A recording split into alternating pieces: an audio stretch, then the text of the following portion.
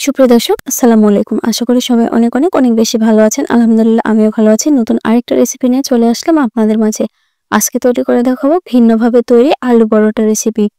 আর এটা আমি খুব সহজে অল্প উপকরণেই তৈরি করে নিয়েছি। তো চলুন দেখে নেওয়া যাক। এর জন্য একটি মিক্সিং বোলের মধ্যে নিয়ে নিয়েছি মেজারমেন্ট কাপের 1.5 কাপ পরিমাণ আটা। আপনারা চাইলে ময়দাও ব্যবহার করতে পারেন। দিয়ে দিচ্ছি 1 চিমটি পরিমাণ লবণ।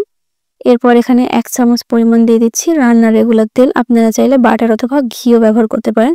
তো হাত দিয়ে খুব ভালোভাবে শুকনো উপকরণগুলো মিশিয়ে নিচ্ছি। এরপরে অল্প অল্প করে পানি দিয়ে একটা ডো তৈরি করে নিব। আর এই ডোটা খুব বেশি নরম অথবা খুব বেশি শক্ত হবে না। তো এই তো ডোটা রেডি হয়ে গেল। ভেতরে পুরটা রেডি করব। এর জন্য রান্নার কড়াই দিয়ে দিচ্ছি 1 টেবিল চামচ পরিমাণ তেল। এরপর এখানে দিয়ে দিচ্ছি পেঁয়াজ এবং কাঁচামরিচ। আপনারা আপনাদের পছন্দ মতো দিয়ে দিবেন। দিয়ে দিচ্ছি 1/4 চা চামচ পরিমাণ জিরা এবং 1/4 চা চামচ পরিমাণ কালো জিরা। এরপরে ওগুলো সবগুলো উপকরণ একটু ভালোভাবে ভেজে নিচ্ছি। ভেজে নেওয়া হয়ে গেলে দিয়ে দিচ্ছি আদা রসুন বাটা 1/2 চা চামচ পরিমাণ। 1/2 চা চামচ পরিমাণ মরিচের গুঁড়া দিয়ে দিলাম। এরপরে এগুলো সবগুলো উপকরণ খুব ভালো মতো একটু ভেজে নিব। দিয়ে দিচ্ছি 1/4 চা চামচ পরিমাণ হলুদের গুঁড়ো।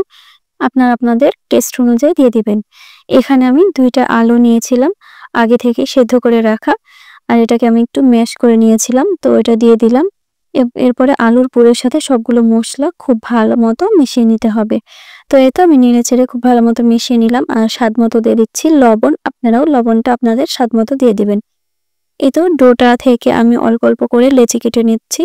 আপনারা আপনাদের পছন্দ মতো লেচি কেটে নিতে পারেন, ছোট অথবা বড় করে। তো আমি একটা রুটি বেলে নিলাম। তো এই তো রুটিটা এখন আমি সেঁকে নেব হালকা এপাশ ওপাশ করে। তো এর মাঝে আমার সবগুলো রুটি সেঁকে নেওয়া হয়ে গিয়েছে, দেখতেই পাচ্ছেন আমি এভাবে সেঁকে নিয়েছি। এরপর এগুলোকে আমি একটু সেট করে নিব। তো প্রথমে আমি আলুর পুরটাকে দিয়ে দিলাম রুটির মধ্যে। আর আমি গ্রেট করে রাখা সেদ্ধ ডিমও দিয়ে দিলাম। আর আপনাদের হাতের কাছে যদি চিজ থাকে তাহলে চিজ দিতে পারেন। আমার হাতের কাছে চিজ ছিল না, যে কারণে আমি দেই নাই। একটি ফ্রাই প্যানে 2 টেবিল চামচ পরিমাণ তেল দিয়ে তেল হালকা গরম হয়ে আসলে আমি 2টার মতো আলু পরোটা দিয়ে দিলাম। দিয়ে উল্টে পাল্টে এভাবে ভেজে নিচ্ছি। আপনারা আপনাদের পছন্দ মতো কালার করে ভেজে নিতে পারেন অথবা এগুলো ডুবো তেলেও ভাজতে পারেন। আমি অল্প তেল দিয়ে করছি। তো এই তো এর মাঝে আমার ভেজে নেওয়া হয়ে গিয়েছে। সবগুলো পরোটাই কিন্তু আমি এইভাবে ভেজে নিয়েছি। এরপর দেখিয়ে দিচ্ছি পরোটার ভেতরটা কেমন হয়েছে। আর উপর থেকে এগুলো একটু ক্রিস্পি হয় আর ভেতরটা অনেক সফট। যেহেতু আলুর পুরটা রান্না করাই ছিল, যে কারণে খুব বেশি সময় লাগবে না এই পরোটাটা তৈরি করে নিতে।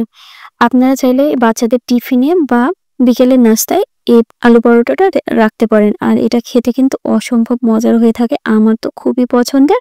আপনারা চাইলে ট্রাই করে দেখতে পারেন। ভালো থাকবেন সবাই। আল্লাহ হাফেজ।